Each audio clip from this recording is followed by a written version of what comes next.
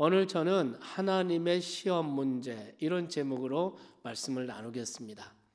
하나님께서는 가끔씩 우리의 삶에 아주 어렵고 난해한 풀기 어려운 시험 문제를 주시면서 내가 한번 풀어보라 이렇게 말씀하실 때가 있습니다. 정말 시험을 좋아하는 사람 하나도 없을 거예요. 아이들이나 어른들이나 마찬가지일 것입니다. 그런데 일단 시험 문제를 풀고 합격하게 되면 그 감격과 보람과 그 상급은 대단하죠. 그래서 저는 오늘 본문 말씀을 가지고 하나님의 시험 문제, 이 시험 문제를 우리는 과연 풀 수 있을까? 우리는 과연 합격할 수 있을까? 합격할 수 있다면 어떻게 하면 합격할 수 있을까? 이런 얘기를 좀 나눠보고자 합니다. 여러분, 존경받는 크리스천 가운데 독일 의사 플러첸 박사라고 아시죠? 많이 들어보셨죠? 북한 인권 운동가로 아주 유명하신 분이죠. 이분과 함께 북한에서 국경을 넘어 중국으로 탈북하는 이런 분들을 돕는 소위 탈북자 사역을 하는 독일 간호사 출신의 20대의 아주 젊은 자매가 몇 년 전에 중국 공안에게 체포가 돼서 감옥에 가게 됐습니다. 이때 서방 언론 기자들이 그녀에게 물었습니다. 당신은 이 위험한 일을 왜 하게 되었습니까? 라고 물었을 때 그녀는 주님의 명령이었기 때문입니다. 주께서 그들을 네가 도우라고 하셨기 때문입니다. 라고 대답을 했다고 합니다. 그래서 서방 기자가 다시 묻기를 국경을 넘는 그 수많은 탈북자들을 당신이 다 책임질 수 있습니까? 라고 물었을 때 그녀는 불가능한 일이라고 대답했습니다. 그래서 다시 묻기를 그렇다면 그 불가능한 일을 왜 지금까지 계속 하고 있는 것입니까? 라고 물으니까 그녀가 또다시 대답하기를 주님의 명령이시기 때문이고 나는 내가 할 수 있는 일을 할 뿐입니다. 라고 얘기를 했다는 것입니다. 그런데 오늘 본문에 그런 비슷한 상황이 보고되고 있습니다. 흔히 본문을 우리는 오병이어의 기적 사건 이렇게 부르죠.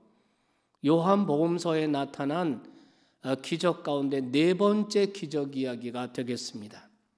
주께서 한 어린아이의 도시락, 한 아이에게 물고기 2마리, 보리떡 5개, 소위 오병이어를 가지고 굶주려 있는 5,000명을 배불리 먹이고 12황주리를 거두게 되었다라는 이야기입니다. 여기 5,000명이라는 것은 남자들만의 숫자죠. 어린아이와 여성들의 숫자를 합하면 좋게 10,000명은 되었을 것입니다. 배경은 이렇습니다. 빈들에서 수많은 사람들이 예수님의 생명의 말씀을 사모하면서 그 말씀에 몰입하고 있었습니다. 그렇게 은혜를 받고 주님의 말씀을 듣고 있는데 벌써 해가 저물고 그들이 가져온 도시락 다 떨어지고 먹을 것이 없고 수많은 군중들이 굶주려 있는 것을 주님이 보시고 그들을 불쌍히 여기시고 또 목자 없이 방황하는 양과 같음을 불쌍히 여기셔서 주님이 갑자기 제자들에게 말씀을 하신 것입니다. 물은 것입니다. 이 사람들이 굶주려 있는데 이 사람들을 너희가 어떻게 먹이겠느냐? 이 사람들을 너희가 어떻게 할 수 있겠느냐라고 질문을 하신 것입니다. 우리가 9절 말씀에 보면은 이 질문을 하신 것은 예수님이 제자들에게 그 방법을 물으신 것이 아니고 제자들이 어떻게 반응하는지 말하자면 일종의 시험 질문이었던 것입니다. 그래서 여러분 6절 말씀이군요. 9절이 아니라 6절에 보시면 이렇게 말씀하시면 친히 어떻게 하실지를 아시고 빌립을 시험하고자 하심이라. 자, 이 시험 문제가 제자들에게 던져졌습니다. 굶주려 있는 유리 방황하는 이 불쌍한 이 많은 사람들을 너희가 어떻게 먹일 수 있는가? 이 시험 문제가 제자들 앞에 던져졌습니다. 이 시험 문제에 제자들은 과연 어떻게 반응했을까요? 여러분, 그리고 이 시험 문제의 본질은 무엇일까요? 우리가 예수를 믿고 예수의 제자가 되는 순간 저와 여러분에게는 소위 엄청난 시험 문제가 주어졌습니다. 그것은 이 땅에 살고 있는 모든 민족에게 생명의 떡인 예수 그리스도를 그들에게 나누어줘서 그들의 영적인 기아 문제를 해결해야 한다는 것입니다. 그것이 바로 지상명령의 본질 아닙니까? 물론 오늘 이 기적은 주님께서 우리의 배고픔의 문제, 경제 문제를 해결하실 수 있는 창조의 주님이시라는 것을 우리에게 계시하고 있습니다. 그러므로 오늘의 경제 위기, 우리 주님의 창조의 능력으로 우리 참좋은 가족, 여러분의 가정과 여러분의 기업의 경제 문제가 창조의 주님으로 말미암아 해결받을 수 있다는 것을 믿으시기 바랍니다. 하지만 이 기적을 통해 주께서 인류에게 전달하시고자 하시는 궁극적인 관심은 그들의 육체적인 기아보다 그들의 영적인 기아였던 것입니다. 왜냐하면 육체적인 기아도 고통이지만 영적인 기아는 그 이상으로 비참하고 절망적이기 때문인 것입니다. 우리가 주님께서 이 기적을 행하신 후에 6장 26절, 27절에 보면 그분이 가지셨던 궁극적인 관심에 대해서 말씀하고 있습니다. 그리고 35절에 가서 보면은 영적으로 굶주려 있는 인류에게 진정 필요한 것은 생명의 떡인데 예수 그리스도가 바로 생명의 떡이라는 거죠. 여러분 주변을 돌아보십시오. 예수를 모르기 때문에 굶주리고 방황하는 얼마나 많은 이웃들이 보이지 않으시는지요. 그들을 어떻게 하시겠습니까? 지금은 마지막 때입니다. 이 도시 안에 영혼의 굶주림으로 방황하는 수많은 사람들이 보이지 않으십니까? 주께서는 오늘 우리에게 말씀하십니다. 너희가 눈을 들어 밭을 보라. 휘어져 추수하게 되었도다.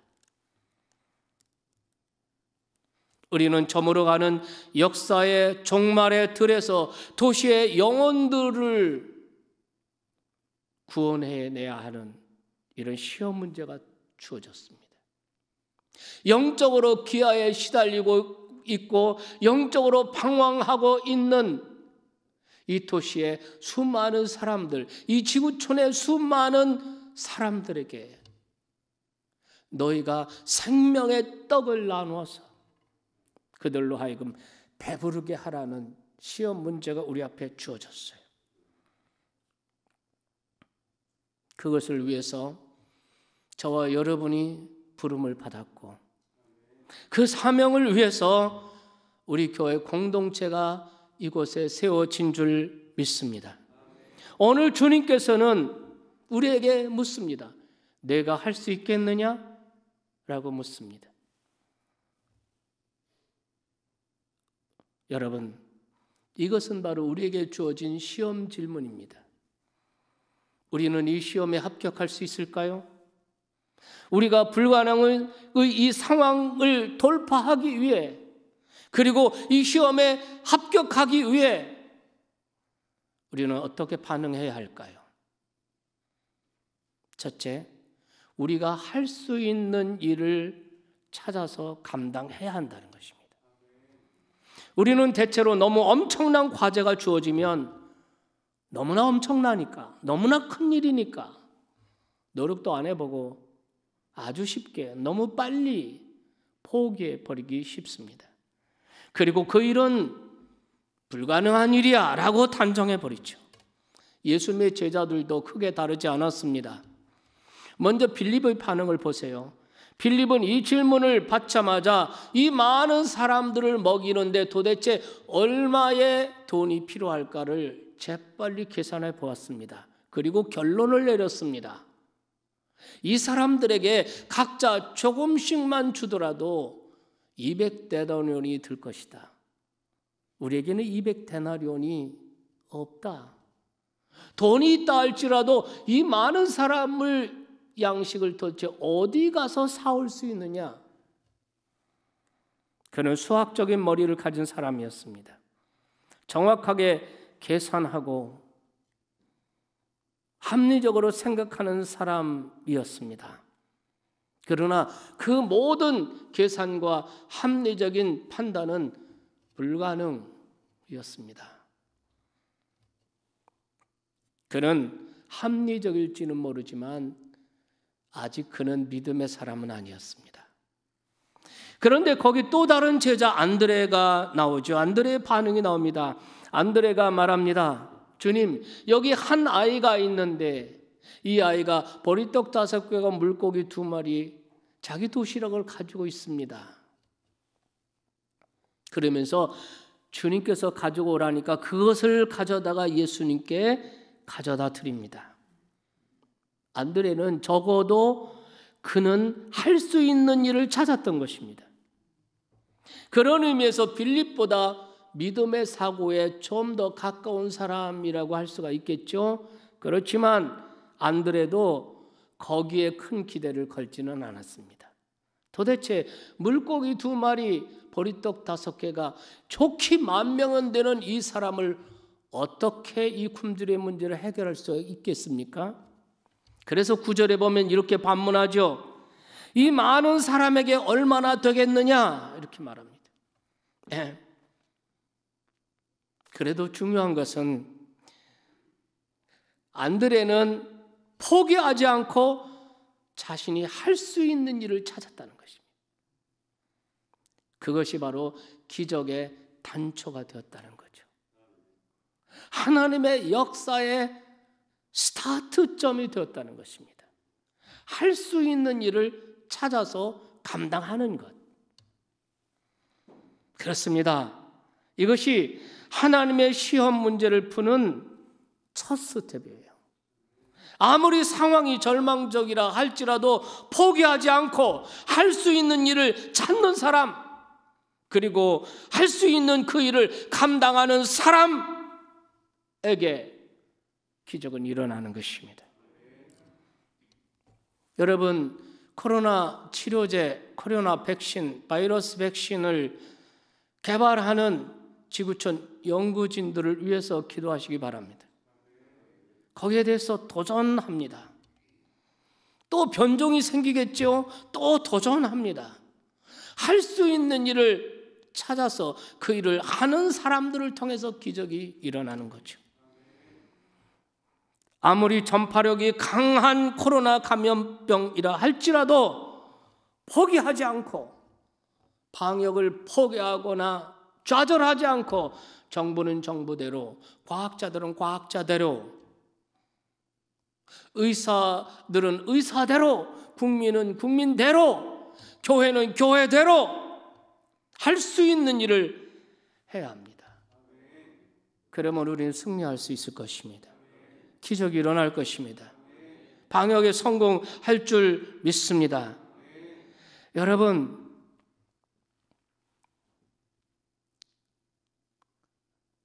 손 놓고 세월 좋아지기만 기다려서는 안 됩니다. 경제 문제도 마찬가지입니다. 요즘 경제가 어렵고 다 어려우니까 나도 어려운 거 당연하지. 그리고 아무 생각도 없이 손 놓고 그렇게 세월 좋아지기를 기대한다면 우리는 낙오자가 될 수밖에 없을 것입니다.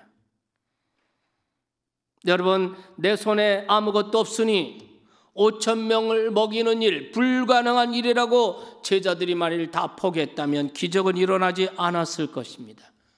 내가 할 수 있는 일을 찾아야 돼요. 전도도 마찬가지입니다. 전도가 불가능해 보이는 사람이라도 일단 성심으로 사람을 만나고 용기를 내서 말을 건네는 것, 그것이 전도의 시작이 될 줄로 믿습니다. 만나기를 미루고 전하기를 망설인다면 내 주변 사람들은 영적 방황에서 헤어나오지 못합니다. 생명의 떡인 예수를 그들은 나누어 먹을 수가 없는 것입니다. 그것이 전도든 경제 문제든 코로나 감염병의 문제든 해결이 불가능한 상황, 그래도 일단 지금 이 상황에서 내가 할 수 있는 일을 찾는 것, 그것이 해결의 시작인 것을 믿으시기 바랍니다.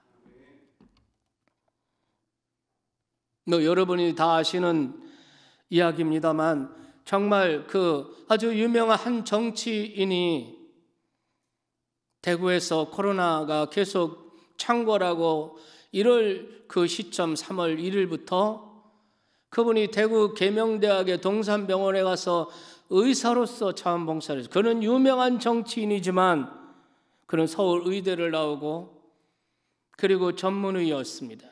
자기가 할 수 있는 일을 찾은 것이죠. 여러분도 뉴스 다 보셨을 겁니다. 나는 그분을 정치적으로 좋아하거나 그런 사람은 아닙니다. 그렇지만 정말 그분이 지금까지 우리 국민들에게 보여준 모든 모습 가운데 가장 감동적이고 가장 아름다운 모습이고 멋있는 모습이었습니다. 이런 상황에서 아무리 정치인이고 아무리 당대표고 대단한 사람이라도 이런 상황에서 그가 할 수 있는 최선은 의사로서 환자를 돌보고 환자를 진료하는 일이었습니다. 그것이 많은 국민들에게 감동을 주었어요. 1600년대 영국의 전염병이 창궐할 때 1600년 후반대에 이럴 때 영국의 모든 대학들이 다 휴교를 하고 교수, 학생들 전부 다 소위 자가격리 상태에 다 들어갔습니다. 캠브리지의 천재라고 불리는 아이작 뉴턴도 역시 자가격리 수준의 자택에 거하고 있었습니다. 여러분, 이 뉴턴에 대해서 여러분 만유인력만 생각하지만 이분은 정말 천재적인 그러한 과학자, 물리학자입니다.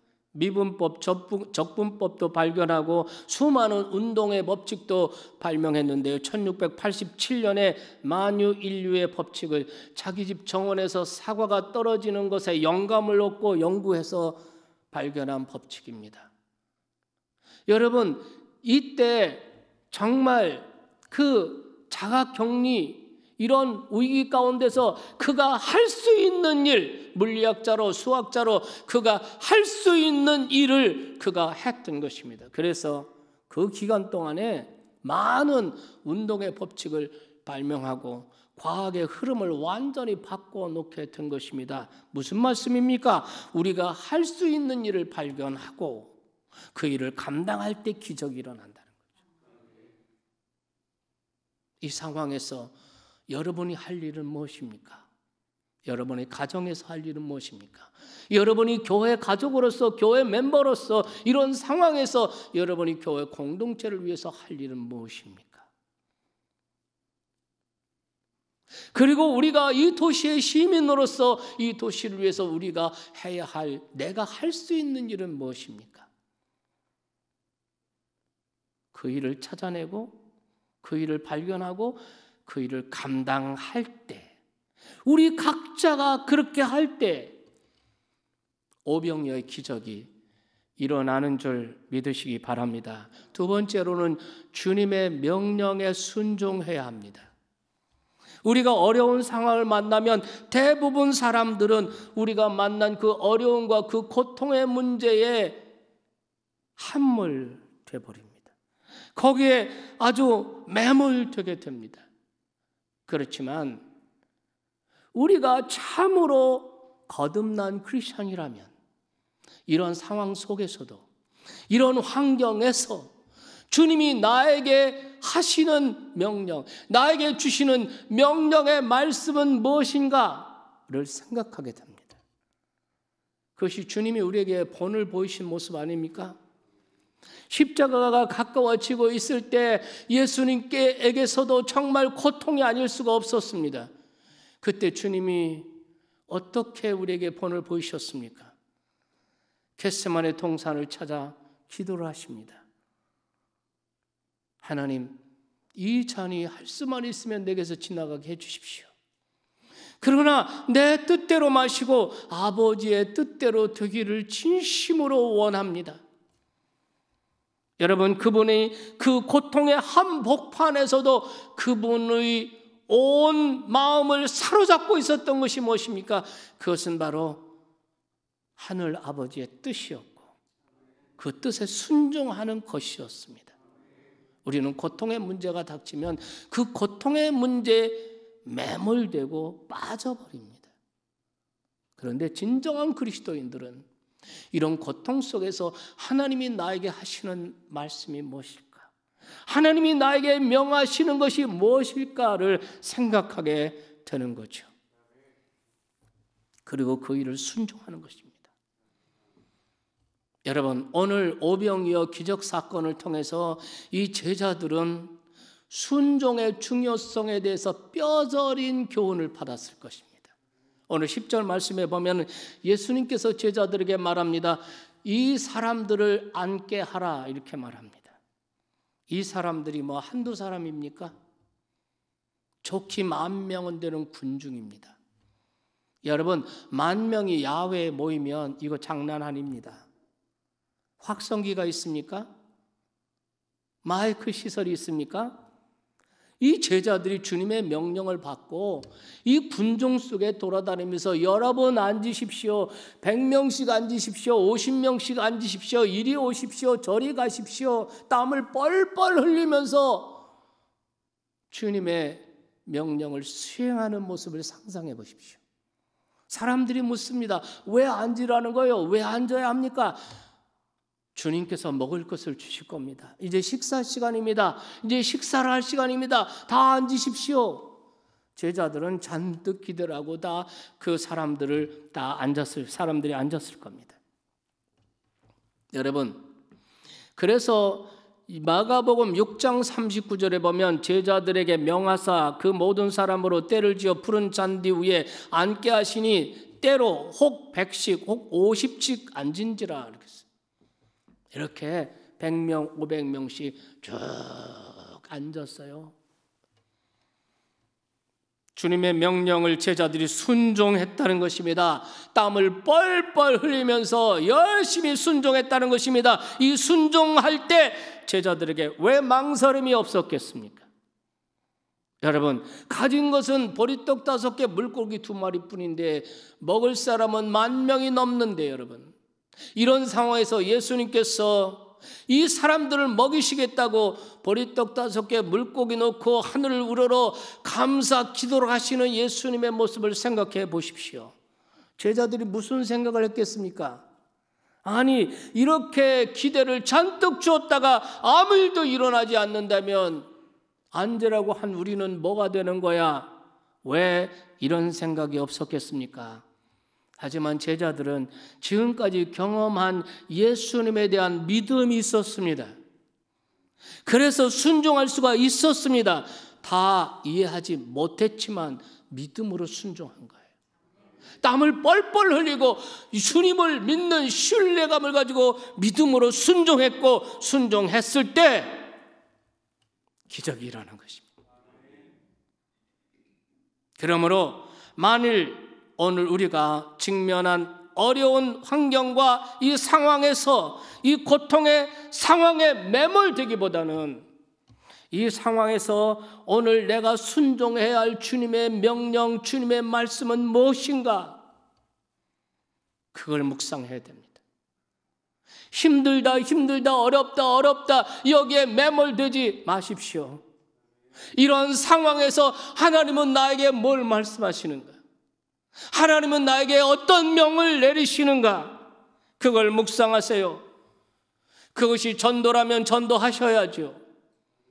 그것이 회개를 명하셨다면, 그가 회개를 명하셨다면 회개하셔야죠. 그가 섬김을 명하셨다면 섬기셔야죠. 그가 인내를 명하셨다면 잠잠히 참아 기다리셔야죠. 그가 기도를 명하셨다면 깨어 일어나 기도하셔야죠. 내일 아침부터 2주간 동안 시작되는 사순절 특세, 이 특세는 특별히 나라를 위한 특세, 나라 특세로 진행합니다. 여러분, 지금은 깨어 일어나서 하나님의 백성들이 기도할 때인 줄 믿습니다.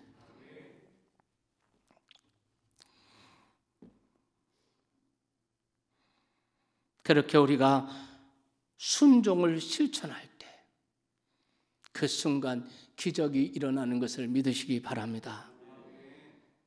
마지막 한 가지만 더 나누겠습니다. 주님께 작은 것이라도 기꺼이 헌신해야 합니다. 우리는 이 기적의 사건에서 한 아이의 역할을 다시 관찰할 필요가 있어요. 이 오병이어 기적 사건은 사복음서 모두에 기록이 되어 있습니다. 이런 경우는 아주 드물었습니다. 그래서 이 오병이어의 이 기적 사건은 그만큼 인상 깊고 그만큼 의미가 깊은 사건이라는 뜻이 되는 것이죠. 마태복음 14장 18절에 보면 예수께서 그것을 내게 가져오라 이런 말씀을 하십니다. 오늘 본문과 연결하면 요한복음에서는 안드레가 예수님께 나가서 예수님, 여기 한 아이가 있어 보리떡 5개와 물고기 2마리가 있습니다. 예수님께서 말씀하십니다. 그것을 내게 가져오라. 그래서 제자들이 가서, 안드레가 가서 야, 그거 주님이 달라고 하신다 라고 말할 때 만일 이 아이가 안 돼요 라고 거절했다면 어떤 일이 일어났을까요? 그렇다면 어떤 일이 일어났을까요? 여러분, 안 돼요, 나 배고파요, 내 거예요, 줄 수 없어요 이렇게 말했다면 어떻게 되었을까요? 여기서 우리가 깨닫는 중요한 게 있어요. 이 기적에서 우리가 간과할 수 없는 것이 이 어린아이의 헌신이라는 겁니다. 기꺼이 내드린 겁니다.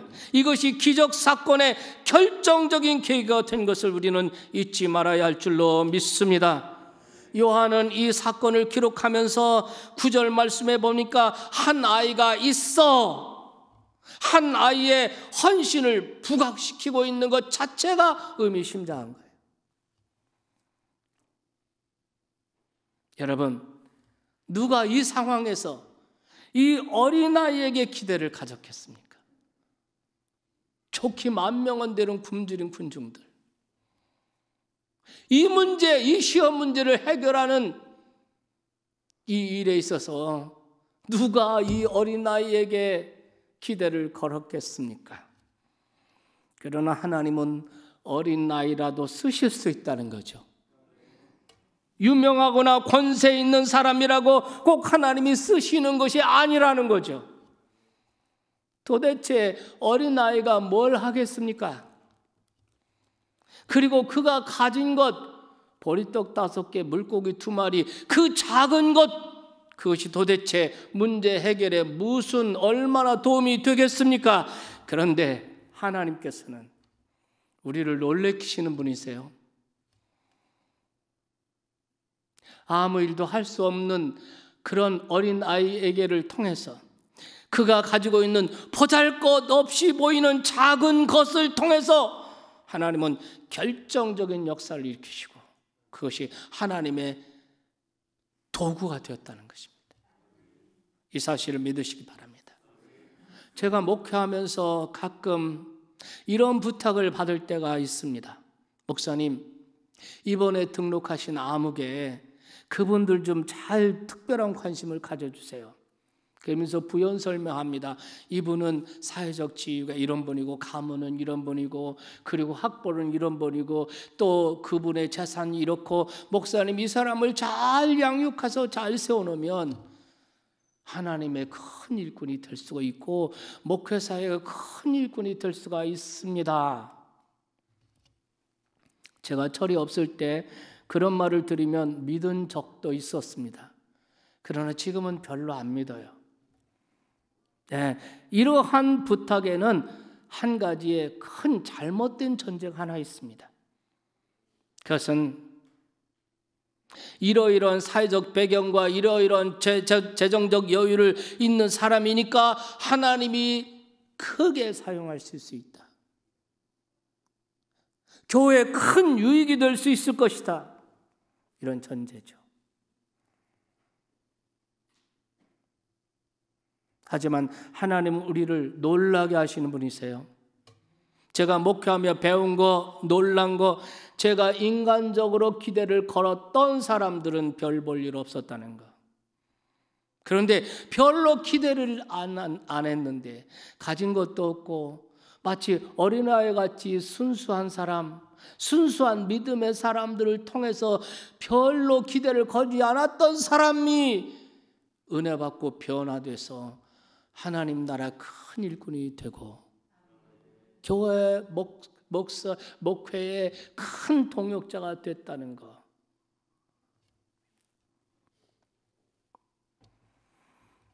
저는 오늘 본문에 이 기적이 일어났을 때 제일 놀란 사람 제자들이었을 거예요.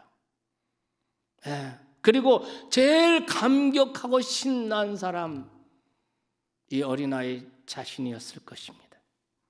제자들은 주님이 이런 어린아이를 쓰시다니 아니 이럴 수가 하고 놀랐을 거예요. 놀랐겠죠? 이 아이는 아니 내가 드린 도시락, 내 도시락을 가지고 주님이 이 많은 사람을 먹이고도 12바구니를 거두다니 이 아이는 얼마나 감격이었을까요? 얼마나 감동이었을까요? 얼마나 보람이었을까요? 이것이 바로 성경의 역사고 이것이 바로 기독교의 역사고 이것이 바로 하나님 나라의 법칙이었던 것입니다. 모세의 손에 있었던 작은 지팡이, 그 지팡이가 홍해를 열지 않았습니까? 다윗의 손에 있던 작은 돌멩이 몇 개, 그것이 거인 골리앗을 쓰러뜨리고 이스라엘에게 승리를 안겨다 주지 않았습니까? 마리아의 손에 들린 옥합병 하나, 그것이 예수를 섬기는 역사적이고 기념비적인 헌신이 되지 않았습니까? 작은 액수였으나 두렵던 과부의 생활비 전부를 드린 그 과부의 그 생활비 전부, 그것이 얼마나 많은 오고 오는 세대에 많은 성도들의 헌신을 일으키는 갸륵한 헌신의 모범이 되지 않았습니까? 여러분, 성경에 이름이 단 한 번 나오는데 정말 그는 태어날 때부터 비천하고 고통 중에 태어난 사람이었습니다.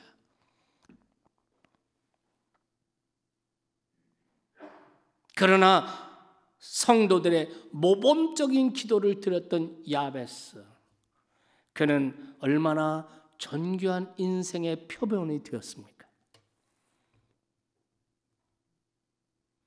여러분, 유명한 전도자 D.L. 무디 구두 수성공 출신이었습니다. 공부를 못했습니다. 공부할 기회가 없었습니다. 그래서 그가 복음 전도를 시작할 초기에 그가 문법적으로 막 틀리고 글자가 틀리고 글이 서툴고 철자가 틀리고 이래서 비판을 종종 받았다고 합니다. 그런데 영국에 아주 유명하고 그 권위 있는 교회에 가서 설교를 하고 났는데 누군가가 무디 목사님에게 와서 목사님께서 오늘 설교를 하실 때 문법이 몇 번 틀렸고 철자가 몇 번 틀렸고 이런 것을 쭉 지적을 하더랍니다. 그때 무디 목사님이 감사를 표현하면서 한 말이 이런 말이었다고 합니다. 그래서 저는 저를 사용하시는 주님의 은혜가 너무나도 신기합니다. 그런데 궁금해서 묻습니다만 선생님은 그 정확한 문법을 가지고 그 지식을 가지고 얼마나 복음 전하는 일에 쓰임받고 계신지 궁금하군요. 아무 대답도 못하는 이 사람에게 제발 그 좋은 지식을 주께 드려서 쓰임받으시는 인생 사시기를 기도하겠습니다 라고 말했다는 것입니다. 무디는 종종 우리 성도들이 천국에 도착할 때 가장 많이 후회하는 후회가 있다는 겁니다. 그 후회가 뭐냐면 내가 만일 그때 헌신했더라면 내 인생이 더 귀하게 쓰임받을 수 있었을 텐데 라는 실현되지 못한 사장된 가능성에 대한 후회, 이것이 하나님 앞에서 가장 많은 후회일 것이라고 했습니다. 내가 그때 세상에 있을 때 내 형제들에게 전도를 하는 건데, 그때 우리 부모님에게 전도를 하는 건데, 그랬더라면 우리 형제들의 이 지옥 불타는 곳에 오지 않았을 텐데, 사장당한 가능성에 대한 후회, 이것이 가장 많은 후회일 것이라고 합니다. 문제는 우리가 얼마나 가졌느냐가 문제가 아닙니다. 우리가 가진 것을 어떻게 드려 하나님 앞에 쓰임받고 있는가라는 문제입니다. 오늘 우리가 직면한 어려움, 이것은 우리가 주께서 주신 것을 어떻게 사용하고 어떻게 헌신해서 이 상황을 돌파할 것인가에 대한 하나님의 시험장이라고 할 수가 있습니다. 그렇다면 오늘 우리는 이 시험에 합격될 수 있을까요? 요즘 코로나 사태로 거의 전 국민이 자가격리 수준에 들어갔습니다.